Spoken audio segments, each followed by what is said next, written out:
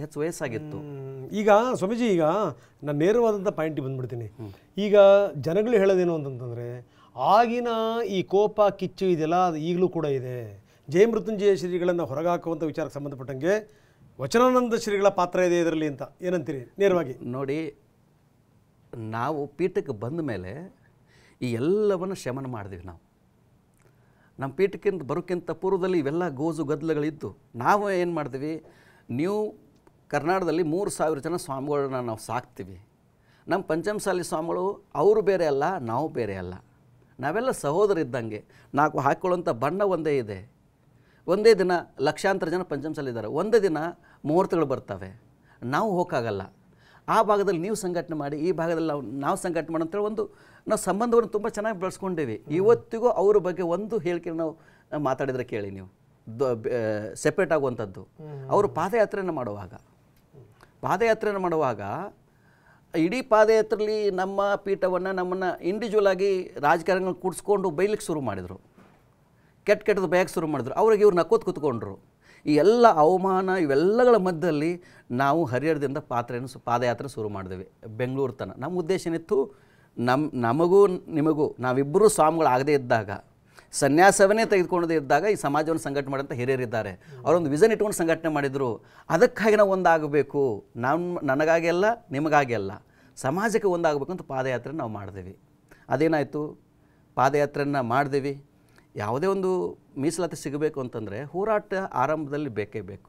ಇದು ನಾವು ಪಕ್ಕದ ಗುಜರಾತಲ್ಲಿ ಹಾರ್ದಿಕ್ ಪಟೇಲ್ ಅವರು ಅಲ್ಲಿ ಹೋರಾಟ ಮಾಡಿದರು, ಅಲ್ಲಿ ಜಾಟ್ರ್ ಮಾಡಿದರು, ಹರಿಯಾಣದಲ್ಲಿ ಗುಜ್ಜರ್ ಮಾಡಿದರು, ಮತ್ತು ಕಾಪು ಜನಾಂಗ ಮಾಡಿತ್ತು. ಹಂಗೆ ಕರ್ನಾಟಕದಲ್ಲಿ ಪಂಚಮಸಾಲಿ ನಾವು ಮಾಡಕತ್ತೀವಿ, ಮಹಾರಾಷ್ಟ್ರದಲ್ಲಿ ಮರಾಠ ಮಾಡಕತ್ತರು. ಈ ಎಲ್ಲ ಹೋರಾಟಗಳು ಏನೇನಾಗಿದ್ದಾವೆ ಅನ್ನೋದನ್ನು ನಾವು ಅಧ್ಯಯನ ಮಾಡಿದ್ವಿ. ಅಂದರೆ ಇದಕ್ಕೆ ಕಾನೂನು ಮಾತ್ರ ಸಾಧ್ಯ. ಸರ್ಕಾರ ಎಷ್ಟೇ ಮಾಡಿದ್ರು ಕಾನೂನಾತ್ಮಕ ನಾವು ಫೈಟ್ ಮಾಡಬೇಕು ಅಂತೇಳಿ ಅದಕ್ಕೆ ಬೇಕಾಗಿರುವಂಥ ಎಲ್ಲ ದಾಖಲಾತಿ ಕೊಟ್ಟಿವಿ. ಇವತ್ತು ಯಾರೆಲ್ಲ ವೇದಿಕೆಯಲ್ಲಿ ಕೂತ್ಕೊಂಡು ಅವರೆಲ್ಲ ಇದ್ರಲ್ಲ, ಅವರವರು ಜಗಳಾಡಿದಾರೆ ವಿನ ನಮಗೂ ಅದಕ್ಕೆ ಯಾವುದೇ ಸಂಬಂಧ ಇಲ್ಲ. ಓಕೆ, ಹೋಗಲಿ. ಈಗ ಸ್ವಾಮೀಜಿಗಳ ಉಚ್ಚಾಟನೆ ಅನ್ನುವಂಥದ್ದು ಇದೆಯಲ್ಲ, ಅದನ್ನ ತಾವು ಸ್ವಾಗತಿಸ್ತೀರಾ? ನೋಡಿ, ಅದು ಅವರ ಪೀಠದ ಟ್ರಸ್ಟ್ನ ಆಂತರಿಕ ವಿಚಾರ. ಆ ಆಂತರಿಕ ವಿಚಾರದಲ್ಲಿ ನಾವು ಮಾತನಾಡೋದು ಸೂಕ್ತವಲ್ಲ. ಯಾಕಂದರೆ ಸರಿಯಾಗಿ ನಮಗೆ ಮಾಹಿತಿ ಇಲ್ಲ. ನಮಗೆ ಸರಿಯಾಗಿ ಮಾಹಿತಿ ಇಲ್ಲದ್ರಿಂದ ನಾವು ಆಡುವಂಥ ಪ್ರತಿಯೊಂದು ಮಾತು. ಸೊ ನಿಮ್ಮ ಪಾತ್ರ ಏನಿಲ್ಲ ಅದರಲ್ಲಿ?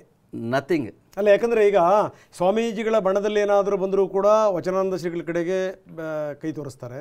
ಇನ್ನು ರಾಜಕಾರಣದಲ್ಲಿ ಏನಾದರೂ ಆದರೂ ಕೂಡ ಈಗ ಯತ್ನಾಳ್ ಉಚ್ಚಾಟನೆಯ ಹಿಂದೂ ಕೂಡ ವಚನಾನಂದ ಸ್ವಾಮಿಗಳ ಕೈವಾಡ ಇದೆ ಅಂತ ಏನಂತೀರ ಅದಕ್ಕೆ? ನೋಡಿ, more strong more enemies, less strong less enemies, no strong no enemies.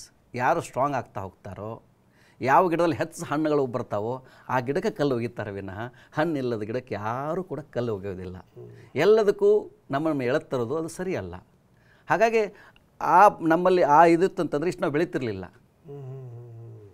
ನಮಗೆ ಗುರುಗಳು ಹೇಳಿಕೊಟ್ಟದ್ದು ಕಂಪ್ಯಾಷನ್, ಕರುಣೆ. ಮೊಟ್ಟ ಮೊದಲೇ ಕರುಣೆ ಇರಬೇಕು, ಕ್ಷಮಾಗುಣ ಇರಬೇಕು, ಹಳತ್ತೆಲ್ಲ ಮರೆತು ಹೊಸಬನ ಆಗಬೇಕು. ನೀವು ಅಟ್ಲೀಸ್ಟ್ ಅವ್ರನ್ನ ಕರೆದು ಹೇಳಬೇಕು, ಯಾಕೆ ಹಿಂಗೆ ಮಾಡ್ತಿರೋದು ನೀವು, ಅವ್ರನ್ನ ಮುತ್ಯ ಅನ್ನೋದು, ಅವ್ರಿಗೆ ತಲೆ ಕೆಟ್ಟಿದೆ ಅನ್ನೋದು, ಈ ಥರದ್ದೆಲ್ಲ ಅಂದ್ಬಿಟ್ರೆ ಏನು ಅರ್ಥ? ನೋಡ್ರಿ, ಒಬ್ಬ ರಾಷ್ಟ್ರೀಯ ನಾಯಕರಾದವರು, ನಾವು ವಯಸ್ಸಿಂದ ಚಿಕ್ಕವರು, ಗುರುಗಳಾಗಿರೋದು ಕೂಡ ವಯಸ್ಸಿಂದ ಚಿಕ್ಕವರು.